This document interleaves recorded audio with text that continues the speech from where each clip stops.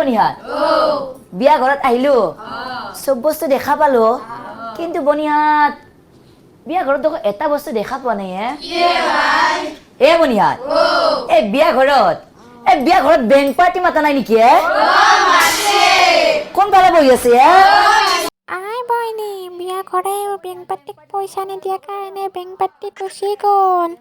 আপুনি আৰম্ভ কৰি দিয়ক মুখেদি বনিহাত বিয়া ঘৰৰ কথা সোনকালে বেংক পাৰ্টি যোৱা আৰম্ভ কৰিব লাগে